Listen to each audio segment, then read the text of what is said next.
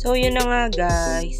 Eto nga pala yung papunta ako sa event ni Idol sa Daten. Las Piñas. Sobrang layo pala nung place sa akin. Kaya ayan, trinay ko mag-MRT. Para mas mabilis.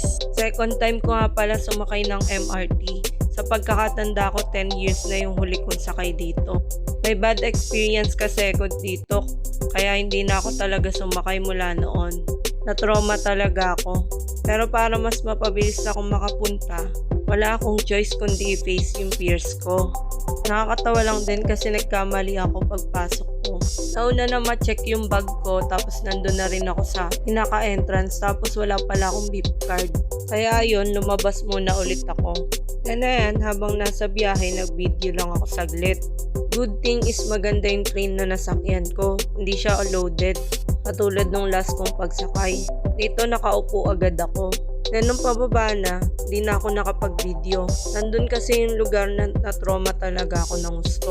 Then ayun, pagbaba ko may nakita ko bilihan ng cake. So bumili muna ako para dalhin kila Idol. Bali mansari nga pala ng Idol Moto Squad kaya ako bumiling cake. At salamat sa nag-sponsor. Then habang nasa store ako, nag-book na rin ako ng ride para makapunta ako sa Daten.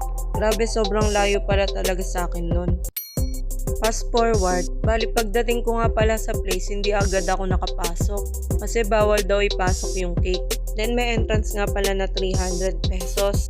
Good thing is pumayag naman si ate na nasa entrance. Naiwan ko sa kanya yung cake habang nasa loob ako. Then pagpasok ko, nag-ikot-ikot muna ako. Hinanap ko sila Idol if nandito na ba sila. Kaso wala pa, kaya ayun, bumili muna ako ng water.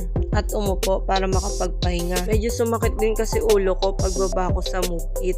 Then pumunta na rin ako sa booth nila Idol. Then pagdating ko nga, nandun na pala sila at nasa stage na. Then pagkakita ko, nag-live na rin ako agad. Syempre para makita rin ng mga ibang fans kung anong update sa kanila. Marami din kasi nag-aabang na gusto sila makita.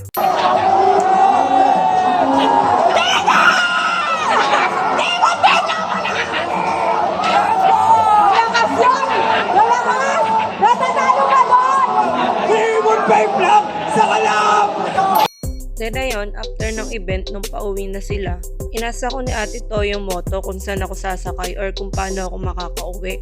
Then sabi ko, hindi ko rin po alam. Bahala na. Good thing is nag-offer sa akin si Ate To yung moto na sumabay na lang ako sa kanila. Para daw safe ako makauwi. Nakakahiyaman pero sumabay na din ako. Grabe no, sobrang bait talaga nila.